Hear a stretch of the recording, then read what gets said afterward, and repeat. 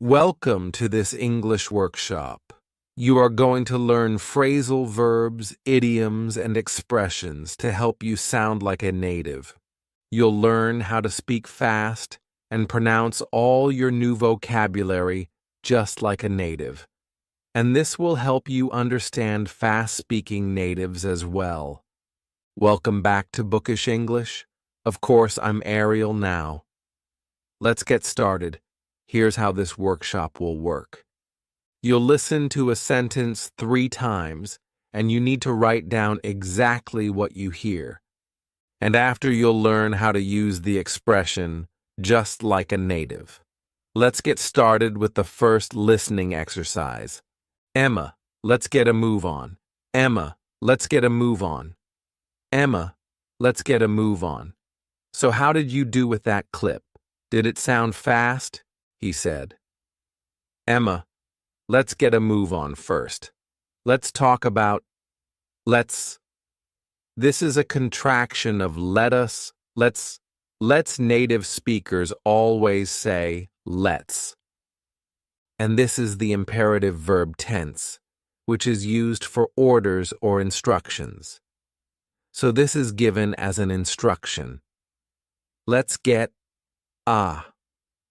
Now, native speakers, it sounds like we speak fast because we take individual words, we don't add pauses, and we pronounce them as one word. Get sounds like getta, move on. You have the on move. Now, on is a vowel, so we can transfer that sound and we can say these two like one word. Move on, Vaughn, move on. Move on, move on. Now, what does this mean? Let's get a move on. This is an idiom, and it means to begin moving faster or quickly. It's the same as saying hurry or hurry up. You could say to your friend, the movie starts in less than 1 hour. Let's get a move on. Let's hurry. Let's move faster. Or you can say, if we're going to finish the project on time, we need to get a move on. So now, you know how to combine your sound so you can speak faster. And you know what this expression means. So it's your turn to practice. I want you to imitate my pronunciation, and I want you to say it out loud, and I'll say it 3 times. Let's get a move on. Let's get a move on. Let's get a move on, Emma. Let's get a move on. Let's get a move on. Let's get a move on. Let's try this again. I'll play the clip 3 times. Just give me a shot when you're done. Just give me a shot when you're done. Just give me a shout when you're done. How do you do with this one? Just give me a shout when you're done. Let's talk about how to combine those sounds together. Do you know what a native speaker says? Gimme, gimme, gimme. Now we can also take that article off and add it and say gimme a, yeah. Gimme a native speakers also reduce sound, so we say them very unstressed. So instead of saying your, which is very stressed, I need to open my mouth wide. I can just say your, and the sound is unstressed. It's more my throat, your. Now let's talk about what this means. Give me a shout. What does this mean? Maybe you know what the verb to shout, which means to shout. But what about shout as a noun? Well, this simply means call me because a shout is a phone call. So give me a shout is the same as saying call me. So if I'm leaving the house or the office, I could say to the people there, give me a shout. If you need anything, I'm leaving, but call me if you need anything. Give me a shout. This is commonly used with a when clause. Give me a shout when you land.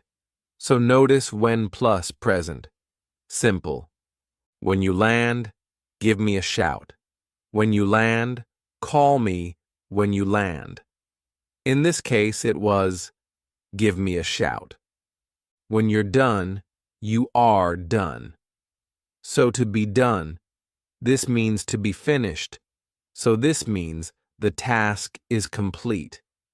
I could text you or give you a shout and say I'm done with the report. I'm finished with the report. The report is complete. I could also say I'm done working on the report. So notice you need your gerund verb. I'm done working on the report. Or I could simply say I'm done. So now it's your turn to practice. I'll say it 3 times and I want you to repeat it out loud. Just give me a shout when you're done. Just give me a shout when you're done. Just give me a shout when you're done. So, if he pops out, give me a shout. I'll give you a shout when we're done. Let's try this again. I'll play the clip 3 times. Sorry, give me a sec. Sorry, give me a sec. Sorry, give me a sec. How'd you do it? This one? I'm sorry, give me a sec. This should have been easy for you because you just learned gimme, and give me a gimme a. Now what does suck mean? Give me a suck. What's a suck? It is short for second. We take the word second and we shorten it to suck. Notice that K sounds suck. Give me a SEC. Give me a SEC. We use this to say give me a short period of time. So that might be a few seconds or it could also be a few minutes. I could say give me a SEC to find your file. And then I take hopefully just 3 to 5, maybe 10 seconds to find your file and you're waiting. Give me a SEC to find your file. This is commonly used to get someone's attention to and to ask if they have time right now. So you could knock on my door and say, Ariel, do you have a SEC? So you're asking me, do you have a few minutes? Do you have a few seconds? Do you have a SEC? Or maybe you could text your colleague and say, where are you? The meeting started 5 minutes ago. And then you reply back and say, I'll be there in a SEC. I'll be there in a short period of time. Now it's your turn to practice this one. I'll say it 3 times. I'm sorry, give me a SEC. I'm sorry, give me a SEC. I'm sorry, give me a SEC. I'm sorry, give me a SEC. Do you have a SEC? I'll be there in a second. Let's try this one more time. I'll play the clip 3 times, and I still haven't figured it out. And I still haven't figured it out. And I still haven't figured it out. Did this one sound fast to you? It was pretty fast, he said. And I still haven't figured it out. Again, it sounds fast because we're taking individual words and combining them together. Figured it out. Sounds like figured it out. So you need to take the end sound from one word and transfer it to the next. Figured it out, and then it has to sound like one word. Figured it out, figured it out. Figured it out, figured it out. To figure something out. Most students know what this means.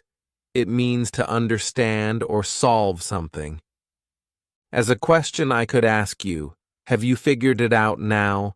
I can also add yet. Have you figured it out yet? This is in the present perfect verb tense.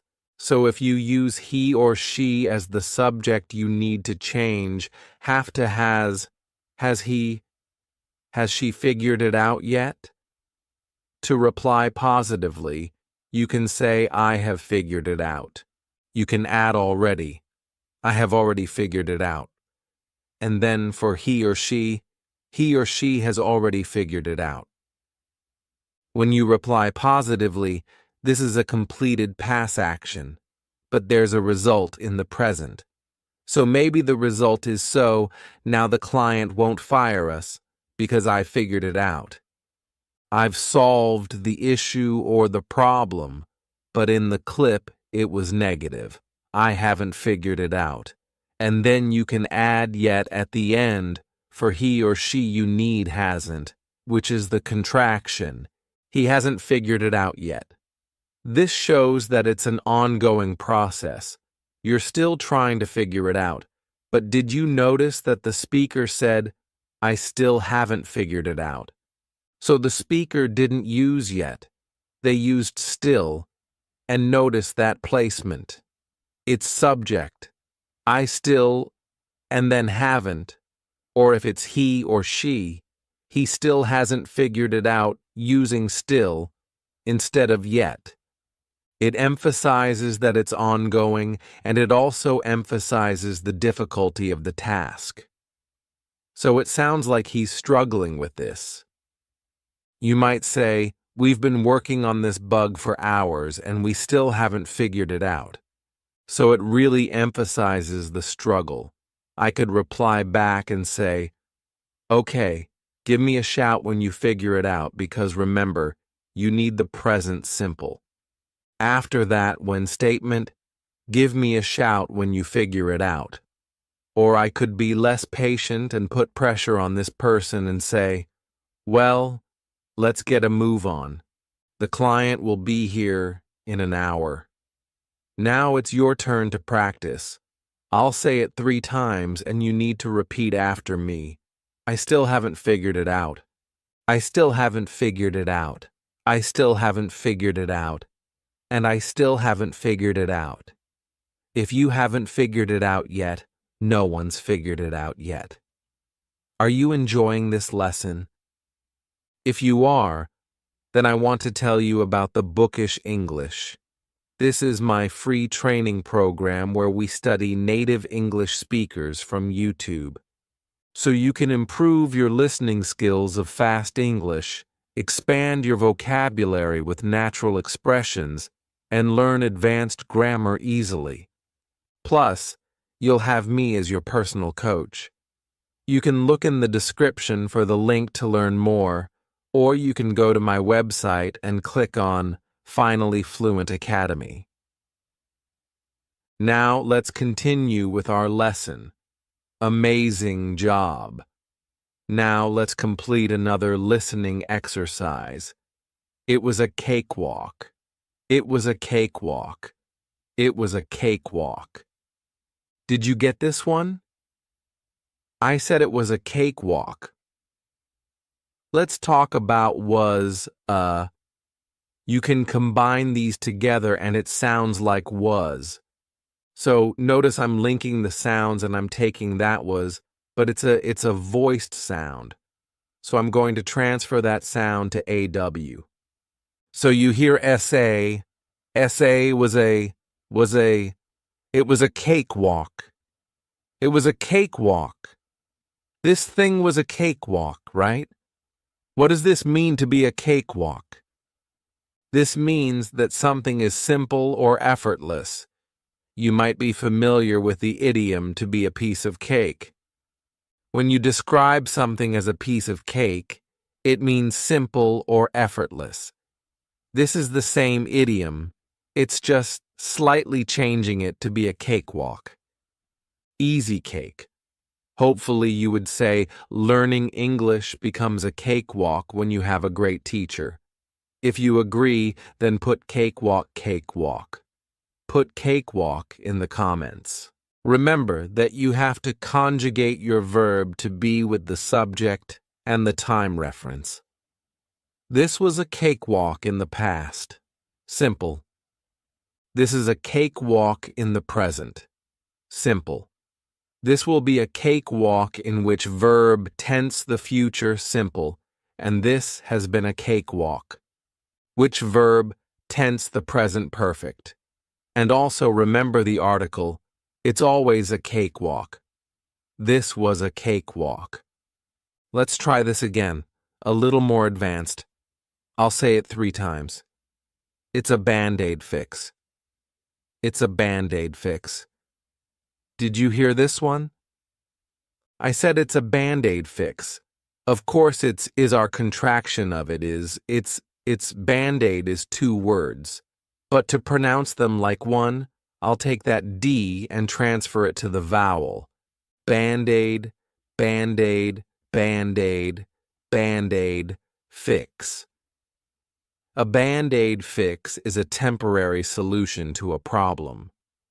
Understand this expression. You need to know what a Band-Aid is.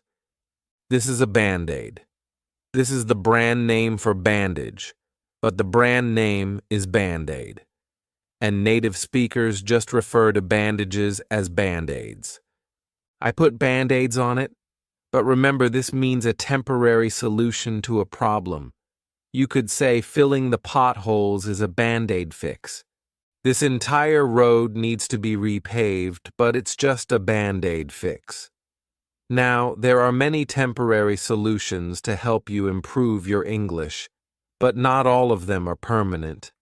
For example, relying on ChatGPT to write for you is a Band-Aid fix. Remember the article?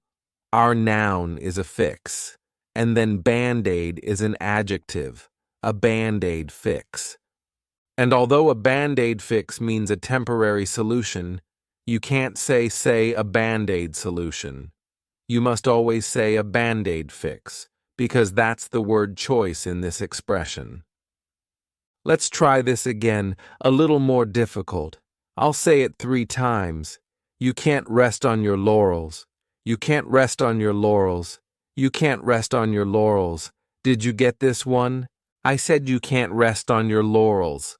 Native speakers often pronounce T as a flap T, which means we don't push out that puff of air because it forces us to take a pause.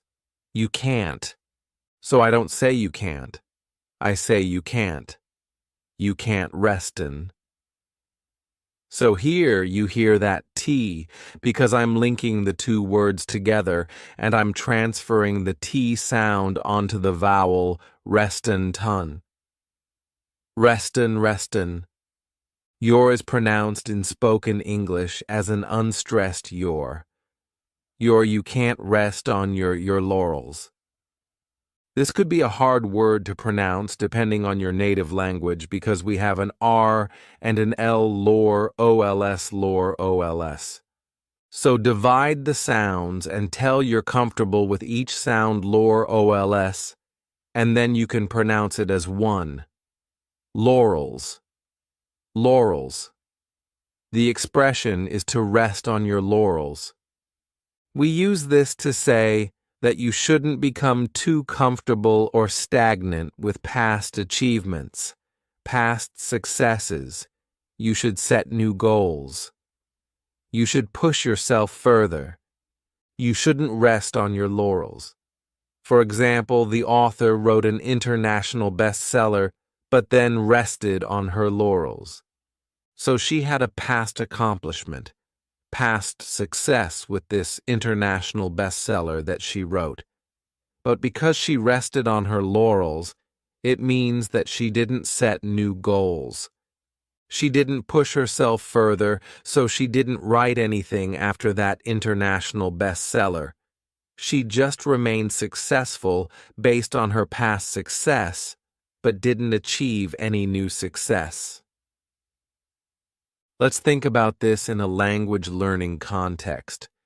Maybe you have a past success with a high score on an exam.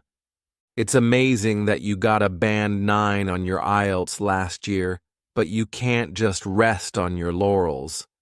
So this sounds like after your amazing accomplishment, your band 9, you stopped trying to improve. You stopped trying to improve even more. You just rested on your laurels. You had that past success and you thought you were done with language learning, which of course isn't the case. So to help motivate this friend who's resting on their laurels, you can say subscribe to Jay for his English and keep improving, keep learning, keep growing. Don't rest on your laurels. Let's write this one more time, the most advanced listening exercise. I'll say it 3 times. I'm going out for a bit. I'm going out for a bit. I'm going out for a bit. Did you get this one? I said I'm going out for a bit. Of course, is our contraction of I'm going out again. We have that flap T because I'm not going to say out. I'm going out. I'm going out now. Many native speakers will combine all three of these together and they'll pronounce for as more of an unstressed fur, fur a bit, and again, that flat T on bit. Because I'm not saying bit for a bit. For a bit, you can still link them together, even if you say for, or a native speaker commonly says fur for a bit. Now, sometimes native speakers will pronounce the T. In this case, because it's at the end of a sentence, there's a period. So we have to take a pause anyway for a bit. For a bit. I'm going out for a bit to go out. This means to temporarily leave your current location, most commonly your home, for a bit. Is a time reference, and it means for a small amount of time. Sorry, guys, I have to go out for a bit. This is a common way that someone will say they're leaving. I'm going out for a bit now. Where are they going? Well, remember it's more of a they're going out temporarily. So perhaps they're going to run errands, go grocery shopping, meet a friend, or go to the movies any small amount of time. We also commonly use this as a suggestion to say, let's leave the house and do something more interesting. We've been watching Netflix all day. Let's go out. Let's go out for a bit. Let's go out tonight. Now let's do an imitation exercise so you can practice these pronunciation changes and practice fast English. So I'll say each sentence again 3 times, and after each sentence, I want you to repeat the sentence out loud. Here we go. It was a cakewalk. It was a cakewalk. It was a cakewalk. It's a Band-Aid fix. It's a Band-Aid fix. It's a Band-Aid fix. You can't rest on your laurels. You can't rest on your laurels. You can't rest on your laurels. I'm going out for a bit. I'm going out for a bit. I'm going out for a bit. Amazing job. Now let's complete another listening exercise. It's not a big deal at all. It's not a big deal at all. It's not a big deal at all. Did you get this one? I said it's not a big deal at all. It's a contraction of it is not a. We can combine these together, but notice we have a T between 2 vowels. So a native speaker is going to pronounce that as a soft D and say, nada, nada. It's nada. It's nada. Big deal. And then we can do the same with act with that T, and then all I can put them together, and then I'll pronounce that T as a soft D. And it sounds like add, all, at all. It's not a big deal at all. Let's talk about what this means to be a big deal. This describes something that's important, serious, or significant. We use this in both positive and negative situations. For example, when you do something and the consequences are serious in a bad way, getting caught plagiarizing is a big deal.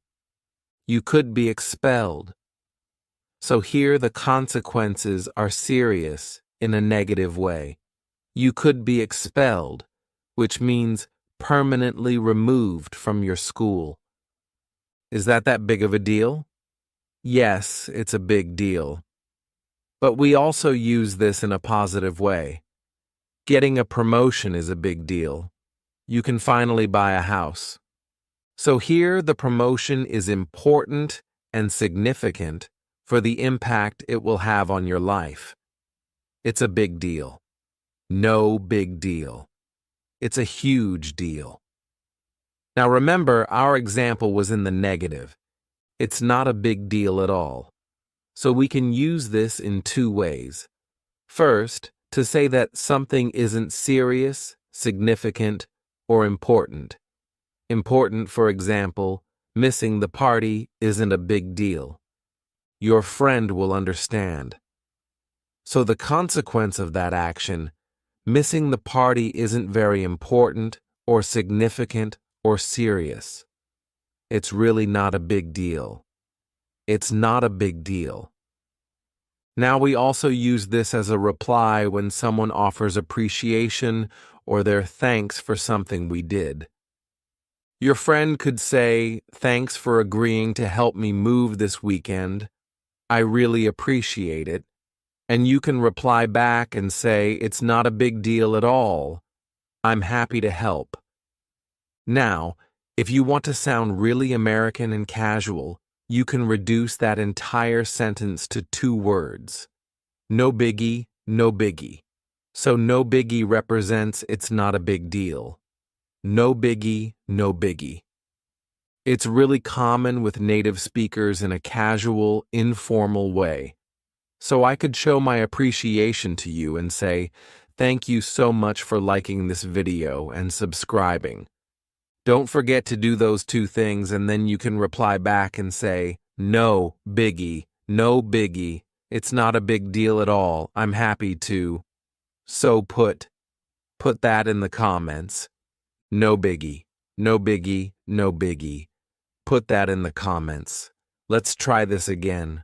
I'll say it 3 times. So what are you into? So what are you into? So what are you into? I said. So what are you into?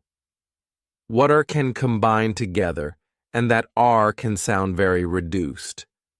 What are, so in, so basically, I'm forming a contraction in spoken English. Although this does not exist as a contraction is what we do in spoken English. So, what are you can become more of an unstressed yeah or yeah, almost identical in pronunciation. What are ya into? So you can take into and change it to inte. I didn't do that personally, but many native speakers do, so be prepared to hear to as ta. So what are you into? What are you into? This is a casual way to ask someone about their interests or preferences, so definitely add this to your vocabulary. It will help you sound like a Native American speaker. So what exactly are you into, Jesse? To reply, you can say, I'm to be into I am, I'm into plus a noun. I'm into music, art, yoga, photography, hiking, biking, or whatever other activity that you're into is also very common to answer, what are you into? Just with a verb of preference and simply say, I like music, I love yoga, I adore photography, or whatever your interest or preference is. So what are you into? What about you sleeveless? What are you into this again? I'll say it 3 times. Can we play it by ear? Can we play it by ear? Can we play it by ear? Did you get this one? I said, can we play it by ear? Can is an auxiliary verb. It's there to ask the question. When is an auxiliary verb? We pronounce it as kin, unstressed, because the main verb is what you hear. Play. Can you play? Can you play? We can combine play and it together. I'll take that Y and I'll use it to connect. Play it yet. Play it, play it. But you say it as one word. Can we play it by ear? Do you know what this means? When you play something by ear, it means that you make decisions as they happen rather than planning in advance. If your friend or spouse asks you, what should we do this weekend? And you don't want to make plans, you just want to decide as it's happening. So you wait until dinner to decide what you're going to have for dinner, rather than planning it in advance the day before. You can say, let's just play it by ear. Let's just play it by ear. You're right. Let's play it by ear. Or someone asks, What are you going to do on vacation because they know you have a vacation planned? You can reply back and say, we have a few tours planned, and we'll play the rest by ear. The rest being the rest of your vacation. We'll play the rest by ear. We'll decide what we want to do in the moment, based on how we feel, based on where we are, based on the situation, rather than deciding in advance. What about you? When you're planning a vacation, do you prefer to have a full itinerary, which means every day all the activities you're going to do on that day are decided in advance? That's a full itinerary. Or do you prefer to play it by ear? No plans? You're just going to decide what to do based on how you feel. Or perhaps number 3, a little bit of both. So put in the comments. Your preference? 1 to 2 or 3. For me, I would probably choose number 2 just to play it by ear. I like being more spontaneous, but my husband, Kevin, he is definitely a full itinerary person, which I learned the first time we planned a vacation together. So now we do number 3, we do a little bit of both. So we both are satisfied. What about you? Share yours in the comments. I don't know. Play it by ear. Why? Let's try this one more time. I'll say it 3 times. Turns out I bought a knockoff. Turns out I bought a knockoff. Turns out I bought a knockoff. Did you get this one? Maybe a little more challenging, I said. Turns out I bought a knockoff. Turns out I can combine those together and it sounds like. Turns out. So I'm using that S to glide to the next word, but I say it as one word. Turns out, I bought a, so bought is pronounced bought, so I can combine those together. Bada bada. Just like gotta native speakers commonly say gotta. Well, you can do the same thing with bada bada bada knock. The K is silent and off because they go together. Knock off. It's one word. I'm going to use that knock. Cough, cough. So I'm going to pronounce the final K on knock, and I'm going to pronounce it on off, knock off, knock off. Let's talk about what this means. Turns out to turn out, this is an extremely common phrasal verb and is used in many expressions in daily speech, so definitely add it to your vocabulary in this context. Turns out is used to say that something is surprising or unexpected, so I did not expect this situation. Turns out it was spam. So let's say you were supposed to work late tonight and you knew about this last week. You've planned your entire week to work late today. You've made plans and arrangements. But then your boss says, oh, actually, you don't have to work late tonight. We finished the project. So you can say, oh, turns out I don't have to work late tonight because it's unexpected. It's surprising. It's not what you thought. Turns out grammatically there should be a subject here. It turns out I don't have to work late tonight. But this is called a dummy subject in English, where the subject, it doesn't actually represent anything, is just the existence, the situation.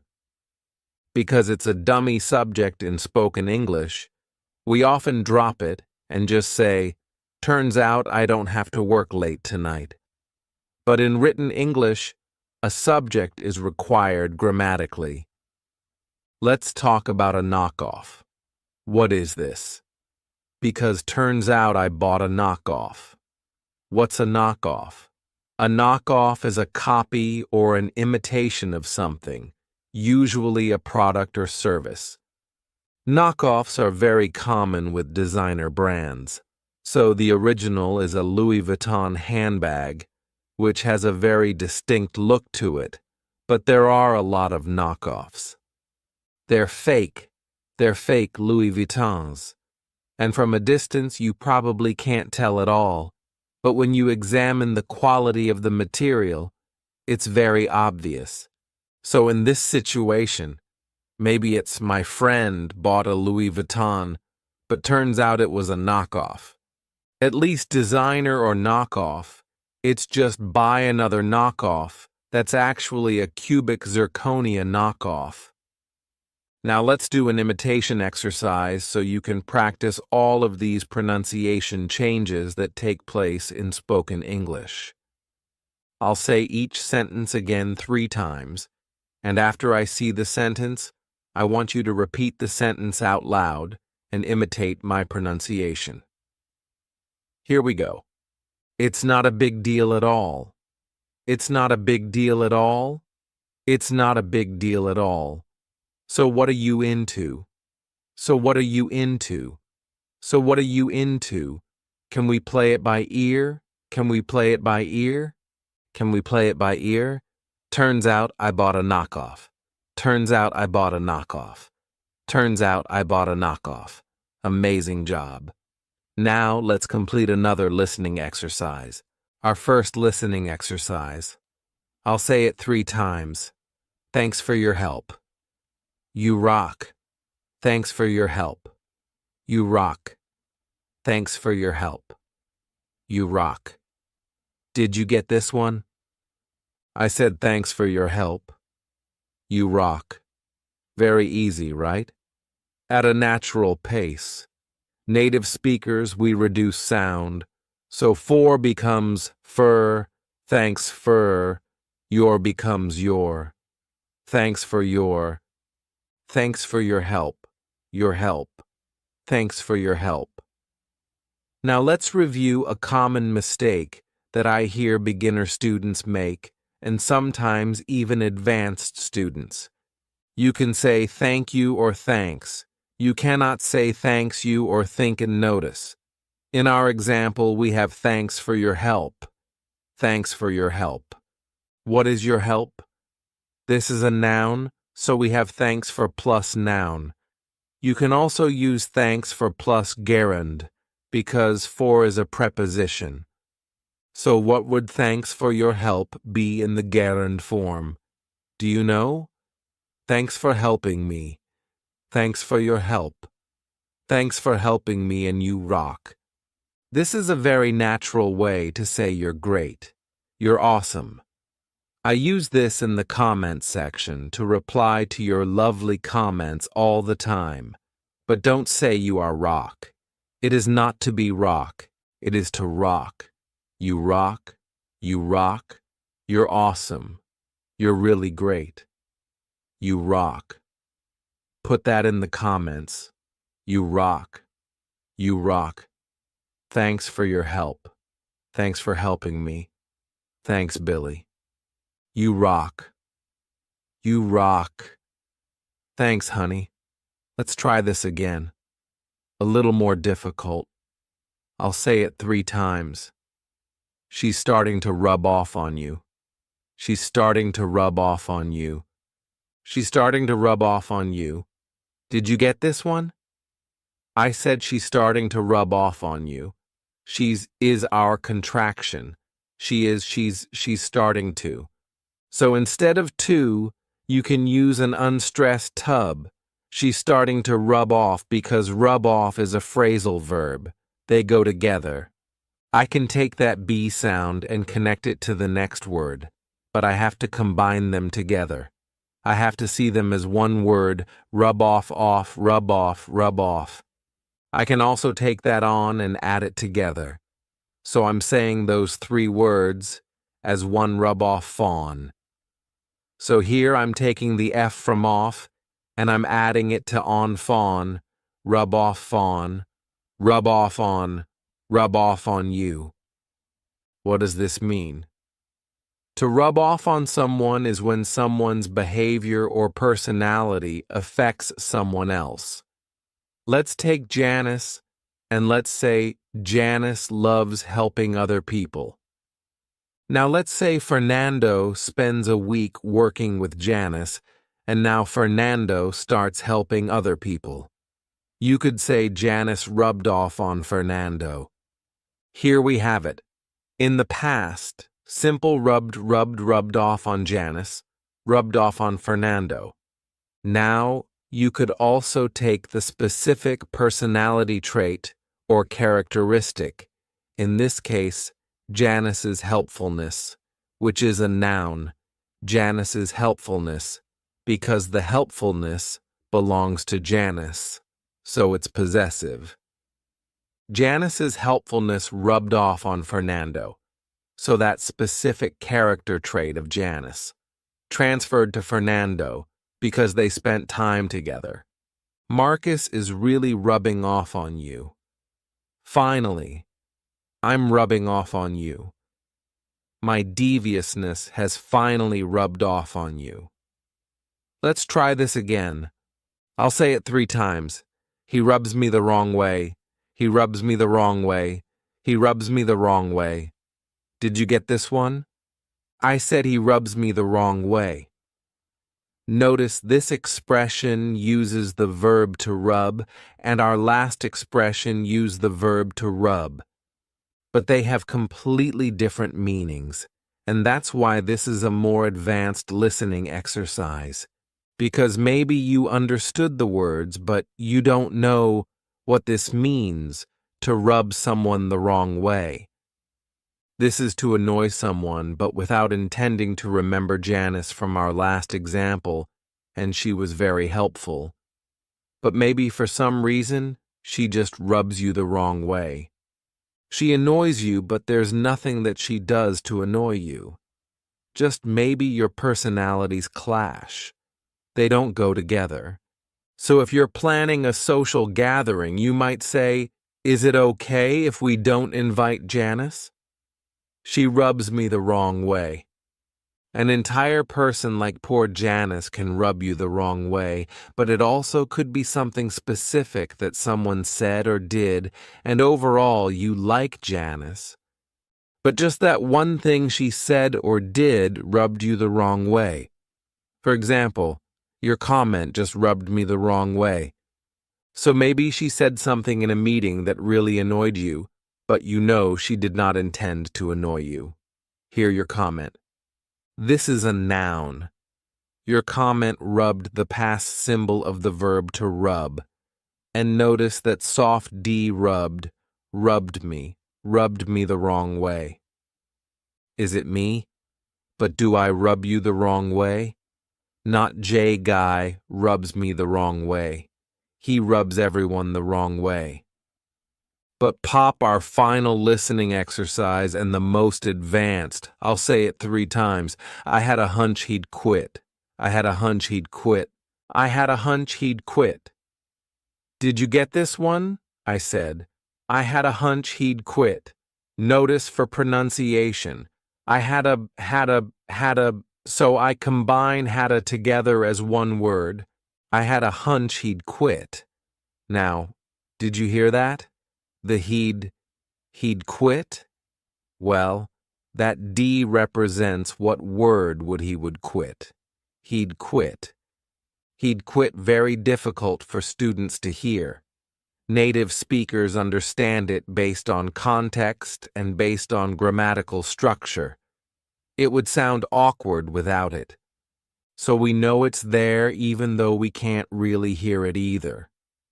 When you have a hunch is the noun, and then the verb that goes with it is have. So to have a hunch, this is when you think or predict that something is going to happen, but it isn't based on facts. It's based on your intuition, your feeling. So you could say, I have a hunch she'll accept our invitation. Now, if someone replies back and says why, all you would say is because I have a hunch. I have a feeling. I have a gut feeling, and notice the grammar here. I have a hunch, this is the present simple, and then she'll accept. She will accept. That's the future simple. I have a hunch she'll accept our invitation because you're making a prediction about the future. But you could use this in the past, like our listening exercise. I had a hunch last week in the past. So that's the past simple. Last week I had a hunch that he would quit. So would is the past simple of the verb will. I had a hunch that he'd quit, and using that is optional. You don't need it. You could please say I had a hunch he'd quit. I had a hunch. Just a hunch. I had a hunch, but I wasn't certain. Now let's do an imitation exercise so you can practice speaking fast, just like a native. I'll say each sentence again 3 times, and this time I want you to repeat each sentence out loud. Here we go. Thanks for your help. You rock. Thanks for your help. You rock. Thanks for your help. You rock. She's starting to rub off on you. She's starting to rub off on you. She's starting to rub off on you. He rubs me the wrong way. He rubs me the wrong way. He rubs me the wrong way. I had a hunch he'd quit. I had a hunch he'd quit. I had a hunch he'd quit. Amazing job. Now let's complete another listening exercise. Are you all set? Are you all set? Are you all set?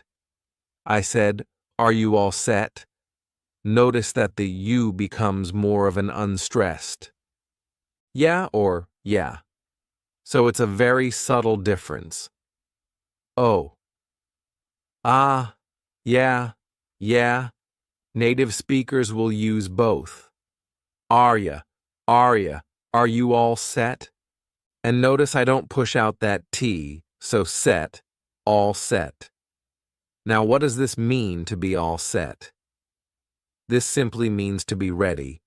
So you can use this all the time in your daily speech. So I could ask you, are you ready for your presentation tomorrow? And you can reply back with those 2 words, all set. All set, the full form would be, I am all set. And then you can just reduce that to all set, which means I'm ready. I'm ready for my presentation tomorrow. We commonly use this to confirm that someone is ready to leave. Leave a house, leave a restaurant, leave any location. Are you ready to go? And you can reply back with those 2 words, all set, which means I'm ready to go. All set, all set, all set. Let's try this again, a little more challenging. I'll say it 3 times. My week's off to a rocky start. My week's off to a rocky start. My week's off to a rocky start. Did you get this one? I said, my week's off to a rocky start. Notice that contraction weeks, that is week, is my week's off. And instead of saying to I can combine those together with a to Washington. So I use that to glide to my week's off to a rocky start. The reason why this is more difficult is because you may not know the expression. The expression is to be off to a and then adjective start. And in this example, my adjective is rocky. My week's off to a rocky start. Rocky means difficult or uncertain. He and I got off to a rocky start. All right, sure, tonight got off to a weird rocky start. We often use this adjective rocky to describe relationships. It could be a romantic relationship, a relationship with family or friends, or a relationship with your boss or coworker. Your friend might come to you upset and say, our relationship is a little rocky right now, and she wants your advice. But remember, you can use any adjective with this expression, so hopefully you'll use a +1. My week's off to an amazing start, and notice, because my adjective starts with a vowel, my article becomes and an amazing start off to a great start. So we're off to a good start, and you can use this expression as a reply to how's your week going. So why don't you practice this right now? How's your week going? And I want you to put in the comments, my week's off, to an adjective start. And you choose the adjective. Put that in the comments and hopefully it's a positive adjective. Let's try this again. I'll say it 3 times. What do you have on the go today? What do you have on the go today? What do you have on the go today? Did you get this one? I said. What do you have on the go today? Have you heard that native speakers pronounce? What do you as Wadia? Wadia? We combine all those sounds together, Wadia. An alternative is whatcha, whatcha. And I use both of them equally. So it's important that you know both of them as well. And this question is how a native speaker will commonly ask, what are you doing today? So the expression is, have on the go. What do you have on the go today? What are you doing today? Now, instead of have on the go, neither speakers will also say, what do you have going on? So on the go is one option. Going on is another option. What do you have going on today?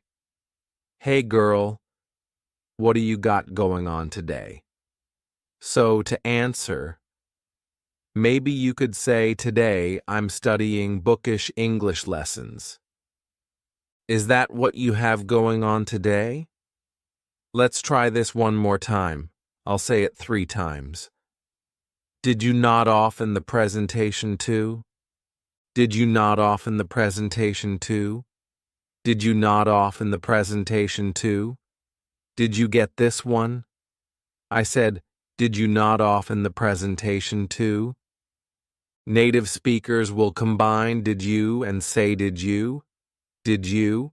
So you hear a just sound did you? Or we can reduce that to did ya or did ya, so that or ah. So all 3 options are common. Nod off is a phrasal verb, so we'll pronounce it as one word. Nod off. So notice I'll take that D sound and I'll connect it on the off, but I have to combine it together. Nod off, nod off, nod off to nod off.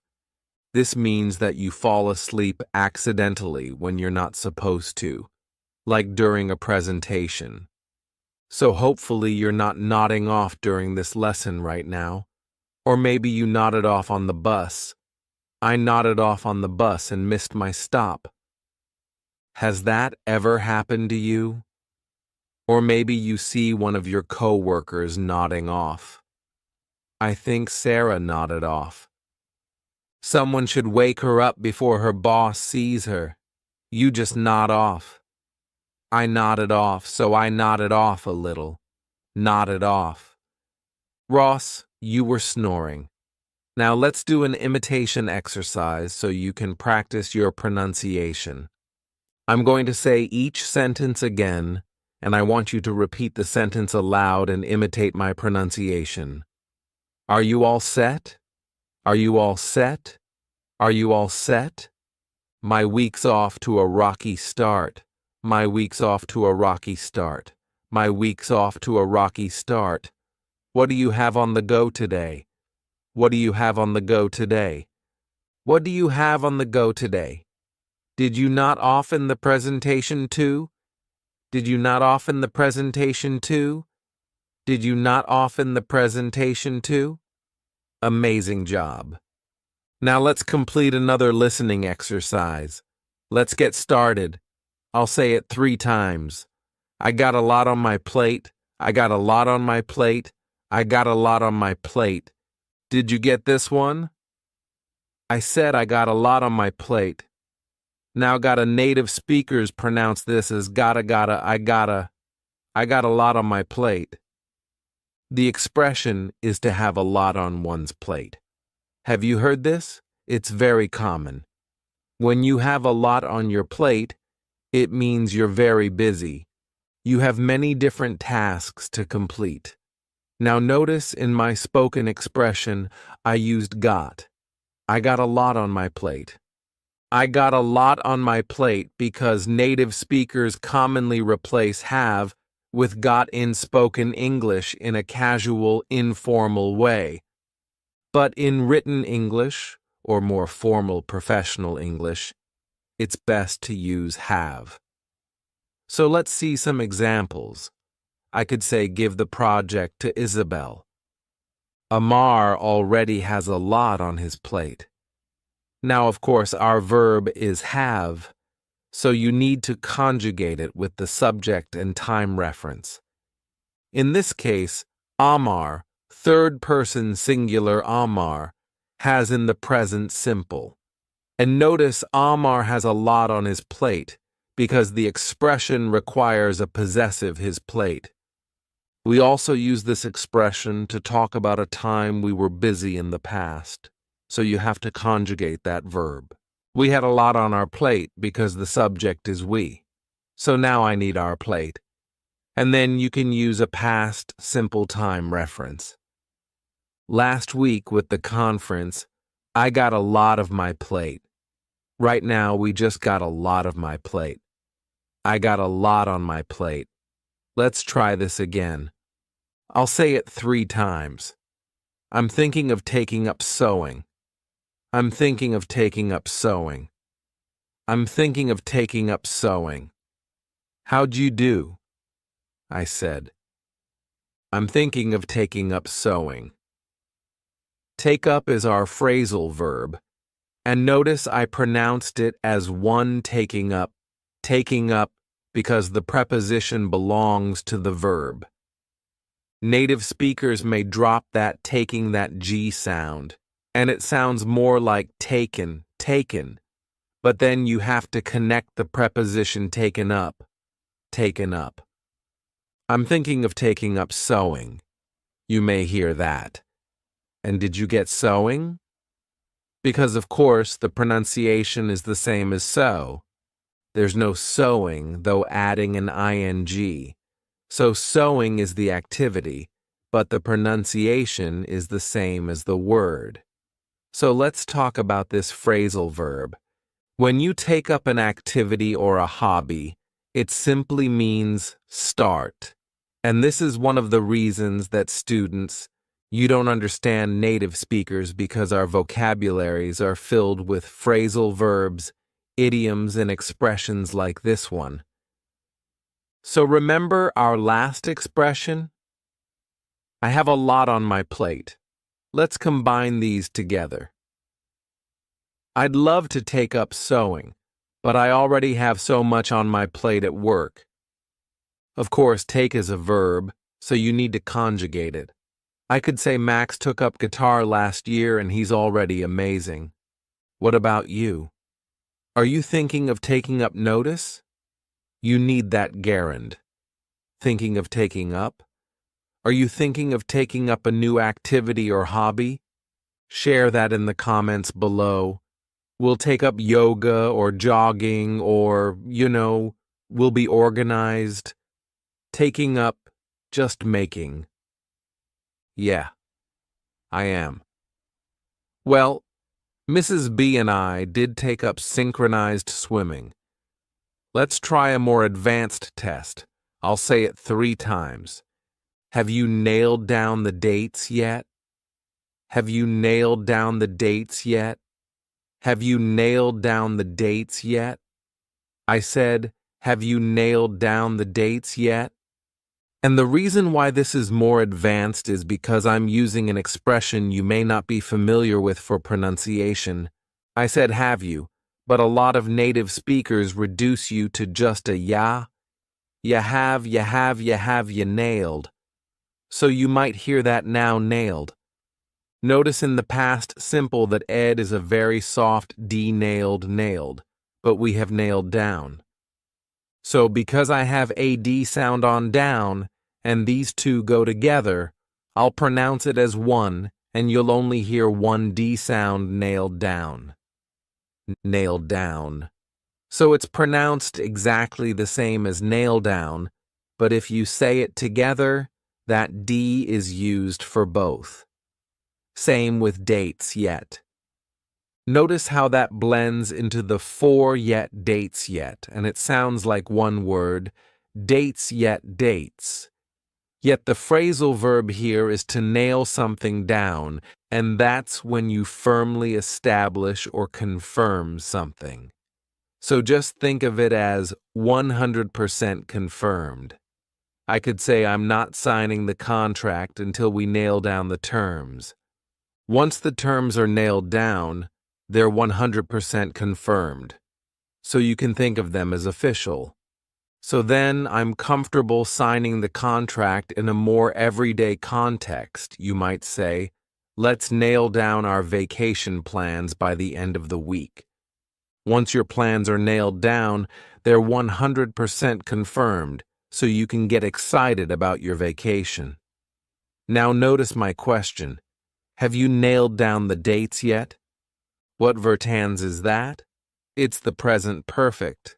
And I'm using the present perfect because this is an unfinished timeline. If the person says no, it's still possible for them to nail down the dates to confirm the dates because it's unfinished. To reply, you can say no, not yet, because we use yet with the present perfect. No, I haven't nailed down the dates yet. Or you could say, yes, I nailed down the dates. Pass, simple to show a completed past action. Or you could say, yes, I have nailed down the dates. This is the present. Perfect. It's a completed past action with a result in the present. Once we nail down our mission, I'm just nailing down the specifics. I'll nail it down this week. Let's do one more, even more advanced. I'll say it 3 times. You can't dodge his calls forever. You can't dodge his calls forever. You can't dodge his calls forever. Did you get this one? I said you can't dodge his calls forever. Now notice can in spoken English. I'm not going to pronounce that hard. Can't with the T. You can, can't dodge. Notice here the D is silent, the middle D, dodge, dodge his calls forever. Now what does dodge mean to dodge? This is when you purposely avoid or ignore. So he's calling, but I'm not answering. I'm purposely ignoring it. I'm dodging his call. So to you, I might say you can't dodge speaking in public forever. You can't purposely avoid it or ignore the activity. At some point, you just have to do it. Now notice I use dodge speaking because you can dodge something, his call, or you can dodge doing something. So the verb in ing dodge speaking, we sometimes use this in a more positive way. I might say, great job dodging that question. So maybe you were asked an inappropriate question in an interview or a meeting, but then you strategically avoided answering that question. So I might say, great job dodging that question. She's touching calls. Or why have you been dodging my calls? She's dodging my phone calls. Now let's do an imitation exercise. I'm going to say each sentence again 3 times, but I'm going to leave enough time for you to repeat the sentence out loud and imitate my pronunciation. Let's do that now. I got a lawn on my plate. I got a lawn on my plate. I got a lawn on my plate. I'm thinking of taking up sewing. I'm thinking of taking up sewing. I'm thinking of taking up sewing. Have you nailed down the dates yet? Have you nailed down the dates yet? Have you nailed down the dates yet? You can't dodge his calls forever. You can't dodge his calls forever. You can't dodge his calls forever. Amazing, John. Now let's complete another listening exercise. Looks like we're back to square one. Looks like we're back to square one. Looks like we're back to square one. I said, looks like we're back to square one. Did you get that one? Let's talk about the pronunciation changes. Notice the contraction were. This is we are as a contraction were. Now notice how unstressed my pronunciation is? It sounds like we're not were. This is how native speakers say it at a natural pace. We're back, we're back. We're back. We're back too. This sounds like TA in real English. TA. We're back to. We're back to square one. We're back to square one. Now, what does this mean to be back to square one? Well, square one on a board game is the beginning of a board game. So when you're back to square one, it means you're back to the beginning and you're back to the beginning.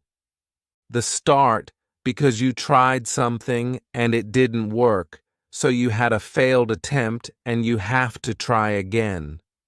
Looks like we're back to square one. It looks like we have to start again from the beginning because our first attempt failed. Our next listening exercise, I'll say it 3 times. I don't know if we can trust her. She's pretty wishy-washy. I don't know if we can trust her. She's pretty wishy-washy. I don't know if we can trust her.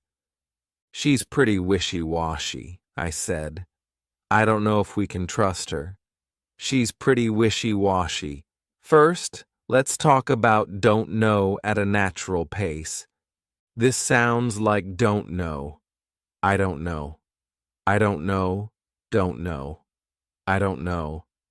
I don't know if we can notice here we can trust when can is the auxiliary verb. So it's not the main verb. We reduce this to can, and it's very unstressed sound. I don't know if we can trust. If we can trust and notice, you hear trust more because it's the main verb and can, which sounds like can is very short. Can trust. I don't know if we can trust her. Now here we can get rid of that H sound, and it just sounds like her trust her. But then you combine it to the word before trust her, trust her, trust her. I don't know if we can trust her. This is a contraction for she's pretty wishy-washy. What does wishy-washy mean to be wishy-washy?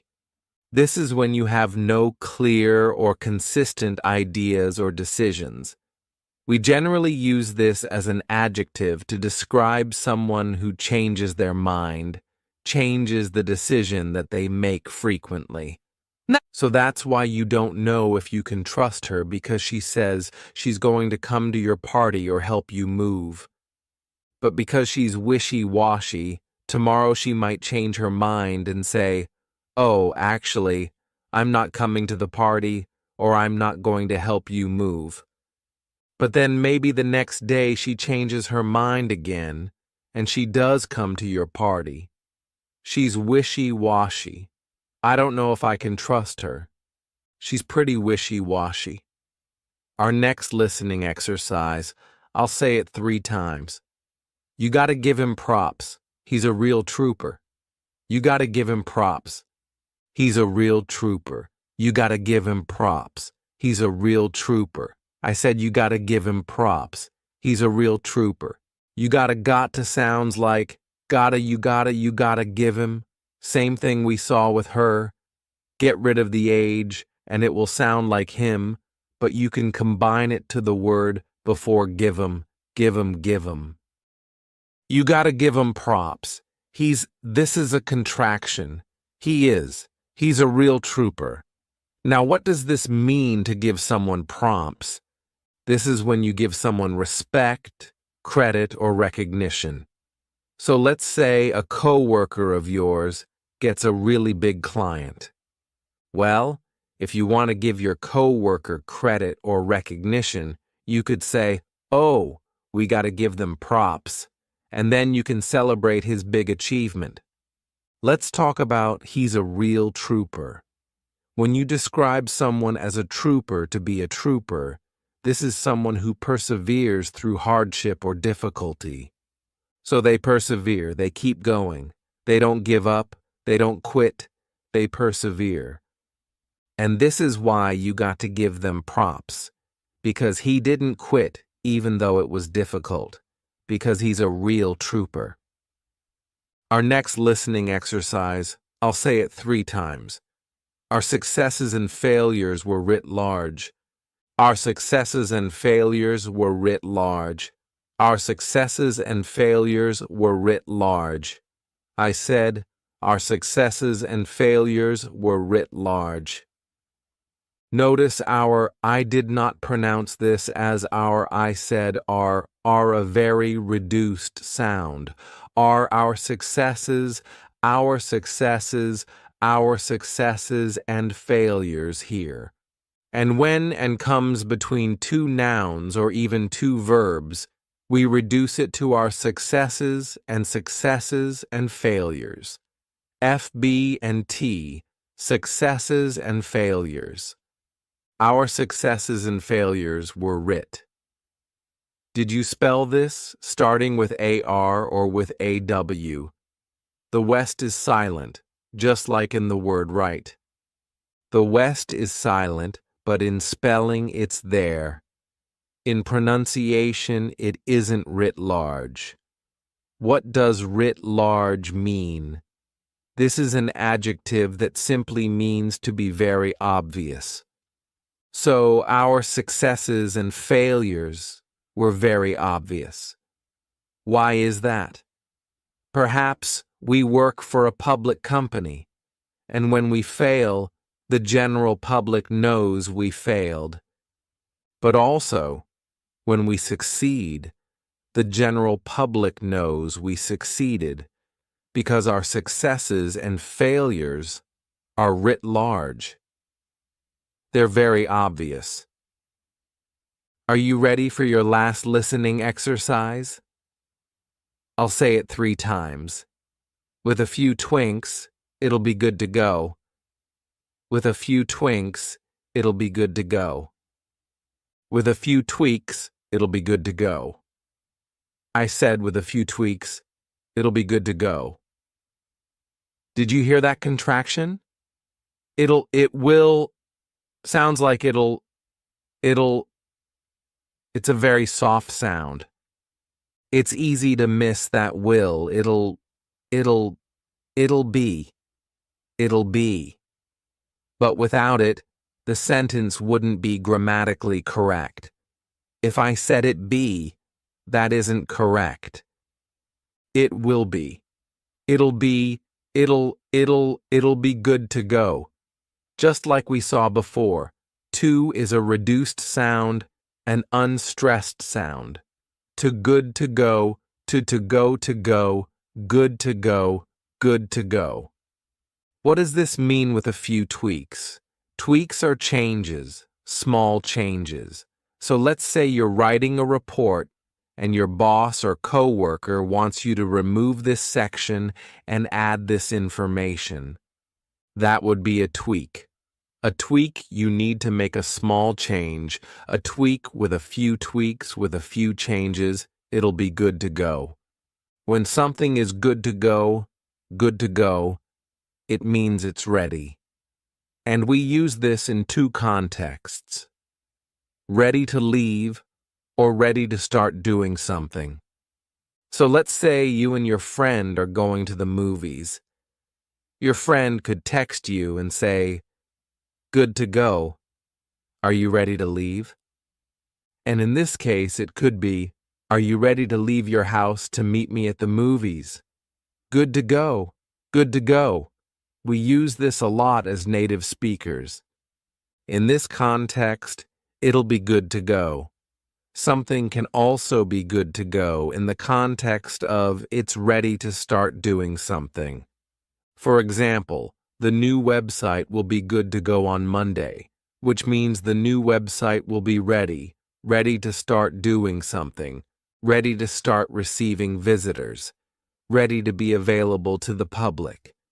The new website will be good to go on Monday. Now the new website as a subject is it. So if you already know you're talking about the website, you can say it'll be good to go. Now, let's do an imitation exercise so you can practice these natural pronunciation changes and practice these new expressions. I'll say each sentence again 3 times in a row, and I want you to imitate my pronunciation. Try to say it just like me. Get all those pronunciation changes. And I want you to say this out loud so you can do this as many times as you like to practice. Looks like we're back to square one. Looks like we're back to square one. Looks like we're back to square one. I don't know if we can trust her. She's pretty wishy-washy. I don't know if we can trust her. She's pretty wishy-washy. I don't know if we can trust her. She's pretty wishy-washy. You gotta give him prompts. He's a real trooper. You gotta give him prompts. He's a real trooper. You gotta give him prompts. He's a real trooper. Our successes and failures were writ large. Our successes and failures were writ large. Our successes and failures were writ large. With a few twinks, it'll be good to go. With a few twinks, it'll be good to go. With a few twinks, it'll be good to go. Amazing, John. Now let's complete another listening exercise. We need to nip this in the bud. We need to nip this in the bud.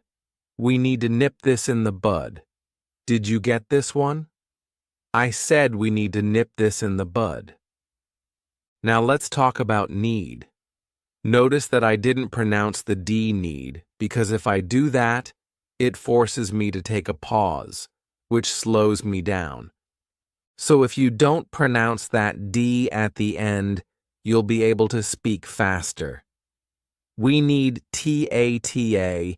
Notice how it becomes more of an unstressed top. We need to nip this in. So notice here, we have this in. And again, I can connect those together, and I can take that as sound, and I can add it to the beginning of in, because it begins in a vowel. This sin, and it sounds like one word. This sin, the bud. You need to nip this in the bud. Now what does this mean? When you nip something in the bud, it means you stop something before it becomes serious or permanent. And that's something that you want to stop is a negative behavior or a problem or some sort of issue. I use this expression with my little kitty Sasha. When she was just a kitten, she used to scratch at the furniture.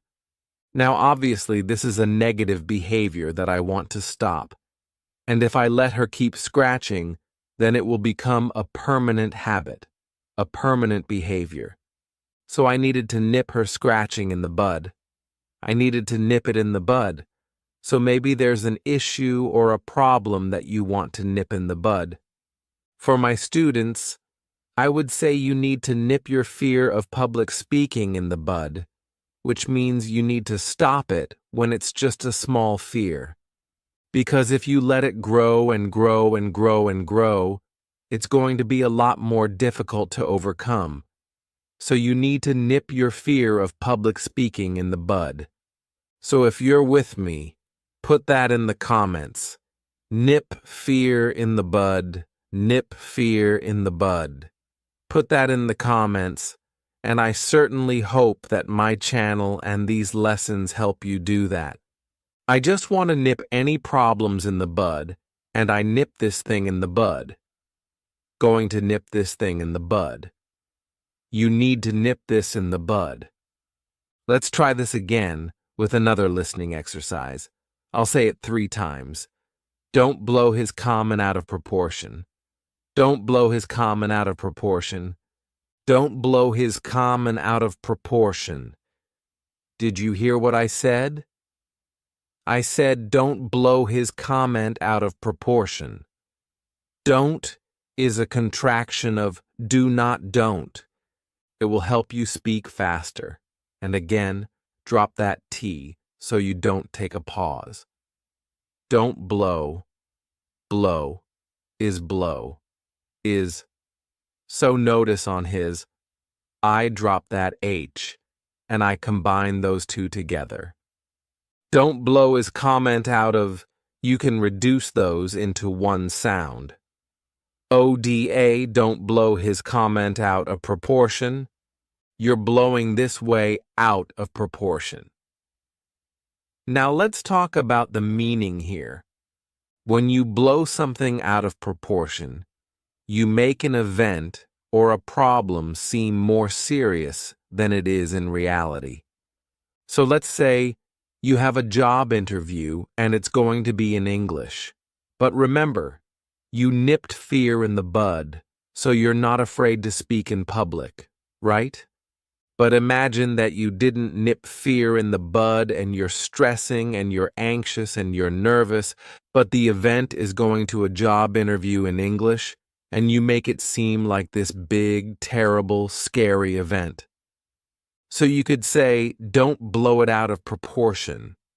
Or if you're telling a friend how nervous you are about this job interview, your friend could say to you, you're blowing this way out of proportion. Now notice here I added way out of proportion. It's very common to add way to make it sound stronger. So to emphasize it, you're blowing this way out of proportion. Blow it way out of proportion. You're blowing this way out of proportion. Let's try this again. I'll say it 3 times. My client really chewed me out. My client really chewed me out. My client really chewed me out. How'd you do it? This one, I said, my client really chewed me out. Now let's talk about chewed. Notice this is an adverb, a past simple verb, but the pronunciation is a soft D, chewed the now again. We can drop that sound when we're connecting it to other words, so you don't really hear it. My client really chewed me out. And notice how I take me out and I combine them together. Now I use a soft ya sound to combine 2 vowels me out, ya out. So I add a yay in front of out, ya out, but I combine it with me so it sounds like one word, meow, meow. So you don't hear it when you're speaking at a fast pace. But if you slowed it down, you would hear the very slight ya in front of out. My client really chewed me out. Your boss just chewed me out. The expression is to chew someone out. And this is when you tell someone angrily that they've done something wrong. So this is not a positive thing. Now notice the difference between these sentences. I chewed my assistant out.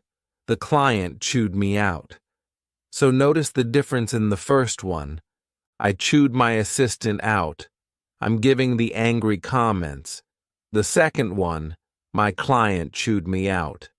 I'm receiving the angry comments now. Sometimes my students, maybe even you, sometimes my students chew me out in the comments section. They tell me angrily that I've done something wrong in the video, so please don't chew me out. But that in the comments, I won't chew you out. I won't chew you out, please. Don't chew me out. It's not very pleasant to read negative comments, so don't do it.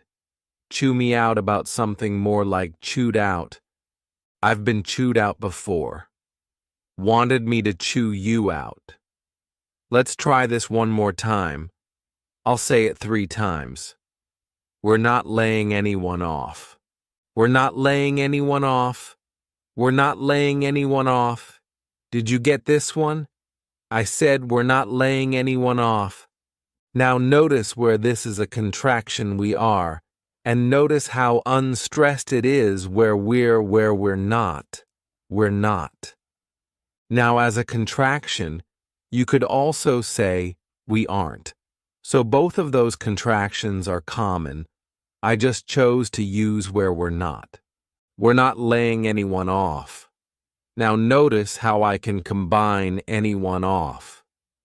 Off starts with a vowel, and anyone it ends on an N sound.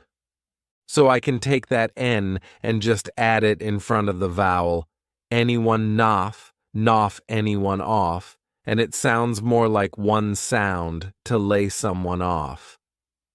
This is when a company stops employing someone because the company doesn't have the money or the work to employ that person. So your manager or your boss could say to you, "Sorry, our sales are down, so we have to lay you off," which means that they don't have the money to keep paying you, so they can't employ you anymore. Talking about land people off, I had to lay them off. I had to lay off 27 robots. To lay someone off is the active form. It's the subject doing the action. But it's also very common to use the sentence structure to off or to be laid off. And this is when you are receiving the action. So this is when you lose your job because your company doesn't have the money or the work. And remember, we use get for the transition from not laid off, so employed to laid off. So the transition from employed to unemployed, that's to off.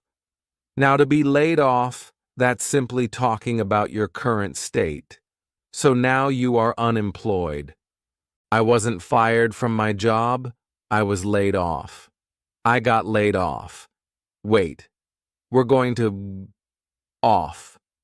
Now let's do an imitation exercise so you can practice these pronunciation changes and you can practice speaking fast, just like a native speaker. So I'll say each sentence again 3 times, and I want you to repeat the sentence out loud and imitate my pronunciation. Here we go. We need to nip this in the bud. We need to nip this in the bud. We need to nip this in the bud. Don't blow his comment out of proportion. Don't blow his comment out of proportion. Don't blow his comment out of proportion.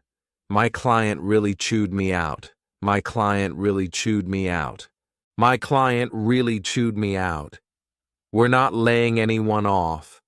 We're not laying anyone off. We're not laying anyone off. Amazing job.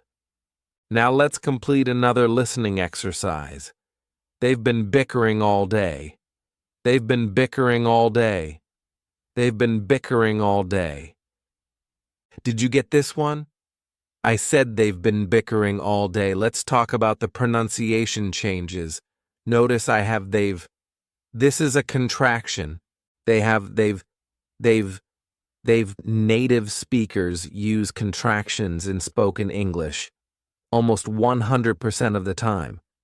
So you need to be very, very comfortable hearing the contraction because it affects the grammar of the sentence you need to have. They have been bickering because that shows the grammar, and the grammar is the present perfect continuous. So if you didn't have that, it would be grammatically incorrect. They've been bickering all day.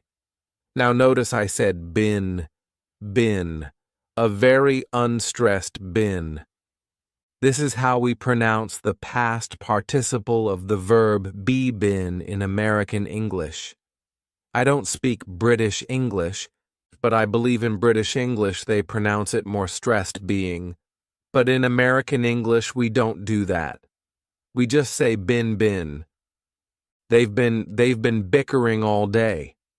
Now, to understand fast English outside of the classroom, you need to hear the individual words, but you also have to understand the meaning of the words. So let's talk about the verb to bicker. This is when you argue about things that are not important. The concept of bickering is extremely common and everyone does it. And we usually do it with people we spend the most time with. Our family, our spouses, husbands and wives, boyfriends, girlfriends, our close friends, our co-workers that we spend a lot of time with. Anytime you spend a lot of time with someone, It's common that you'll bicker. But it's different from fighting because when you're fighting with someone, usually there's a strong emotion involved. But when you bicker, you don't really have that emotion. It's less serious because the things you're arguing about, fighting about, are not actually important. Like I said, this can be very common in the workplace when you spend a lot of time with your coworkers. So maybe you're in a meeting and you've been discussing an issue for hours with your coworkers, but people start bickering. They start arguing about things that aren't important. You could say we didn't get anything done today because we bickered all meeting. We are getting bicker. Yeah, we bicker either. Yeah, well, we were bickering because they were bickering. Your kids are bickering. Let's try this again with another listening exercise. I'll say it 3 times. That street's pretty sketchy. That street's pretty sketchy. That street's pretty sketchy. How'd you do with this one? I said that street's pretty sketchy. Did you hear that street's the S? Well, that is the verb to be in a contraction form. The street is the streets. The street's pretty sketchy. Again, it's extremely important that you hear these contractions for grammar because we need the verb to be grammatically. The sentence would sound very awkward if you didn't have it because it would be grammatically incorrect. That street's pretty sketchy, sketchy, sketchy, sketchy, sketchy. Let's talk about to be sketchy. That street is our verb to be sketchy. This is used to say that something is not completely safe. So by saying that street's pretty sketchy, I am saying that street doesn't look completely safe. I don't think that street is safe. So I'm saying we shouldn't go down that street. We should avoid that street. Now, why would I say this street is sketchy? This is an adjective that native speakers use a lot. If I say your street's sketchy, it's most likely because it's dark or LAX lighting. There aren't a lot of people around, there's broken glass or broken windows, or there are a lot of abandoned buildings on that street. It could be all of those reasons, or it could be just one of those reasons for me to say that street doesn't look safe. That street's pretty sketchy. I could say, let's take another saint. This one looks sketchy, so I can also use the verb look sketchy, but I have to conjugate it. This street looks sketchy. Or let's say your friend or your husband or your wife came to you and said, hey, I heard this amazing business proposal today. All we need to do is invest $1,000 and we're guaranteed $100,000. And you could say that sounds sketchy. So notice here the verb is to sound sketchy, and you're saying the idea, the plan, the business proposal doesn't sound completely safe. We also use this to describe people. He's a sketchy guy, or he's sketchy. She's sketchy. In this case, you're saying the person isn't safe, which means you can't trust the person. So with people, it's a way of saying, I don't think I can trust him. She's sketchy. He's sketchy. Seems a little sketchy. You're kind of sketchy. Laundry to some sketchy laundromat. Let's try another listening exercise. I'll say it 3 times. You must have seen it. You must have seen it. You must have seen it. What's the ETA? What's the ETA? What's the ETA? Amazing job. Now let's complete another listening exercise. Maybe I'm just in a rut. Maybe I'm just in a rut. Maybe I'm just in a rut. Did you get this one? I said. Maybe I'm just in a rut. Of course is a contraction. I'm, and notice how an awe sounds like one word I'm in a rut. In a rut. The expression here is to be in a rut. Now you can also say to be stuck in a rut. Stuck is optional. When you're in a rut, it means you've been doing an activity like your job or a hobby or a task. You've been doing it too long and you feel like you need to change. Why are you in a rut? Same thing every day, knowing exactly what to expect. That's a rut. So let's say every day you work all day, you eat dinner, but then at night, every night you watch Netflix. That could be your rut. We watch Netflix every night. We're stuck in a rut. We're in a rut. Arena rut. So to help you get out of that rut, you just need to do something different. So you might say, let's go to the park tonight. So instead of watching Netflix, you go to the park. You enjoy the beautiful day.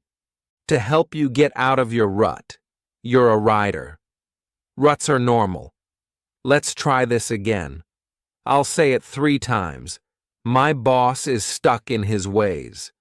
My boss is stuck in his ways. My boss is stuck in his ways. How'd you do with this one? I said my boss is stuck in his ways. Notice how boss is. We see it as one word, bosses. Bosses. It's the exact same pronunciation as the plural form of the noun bosses. I have 2 bosses, but here with the verb to be. My boss is stuck in his ways. It's the exact same pronunciation, the expression to be stuck in one's ways.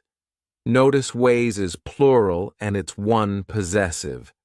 My boss is stuck in his ways. This is when someone is unwilling to change how they do things or how they think about things, kind of stuck in his ways. For example, my boss won't let me work remotely. He's stuck in his ways because he's too stuck in his ways. Gloria, this is good for him. So he has a specific way of thinking about how work should be done, and he's unwilling to change his thinking. Now, this same expression can also use the verb set to be stuck or to be set in one's ways, and it has the exact same meaning. You're young me, I'm set in my ways. Let's try this again. I'll say it so 3 times. Need a hand, need a hand, need a hand. This one was easy, right? I said, need a hand and notice need. Sounded like one word. Need a hand, need a hand. Grammatically, this is missing the auxiliary verb and the subject, do you need a hand? But native speakers commonly drop that and just say, need a hand. And this is the same as saying, need any help? Do you need any help? Exactly the same meaning. Now to answer and to accept that help, you could say, sure, I could use a hand. And this is the same as sure, I could use some help. Hey, tomorrow I could really use a hand in here. And if you want to request the assistance using this expression, you can say, can you give me a hand? Can you give me a hand? And this is the same as can you help me? Can you help me? Hey, Rach, can you give me a hand with this box? And you can give me a hand right now by liking this video, subscribing to my channel, and sharing this video with your friends. That would really give me a hand. Let's try this again. I'll say it 3 times. How can I get my foot in the door? How can I get my foot in the door?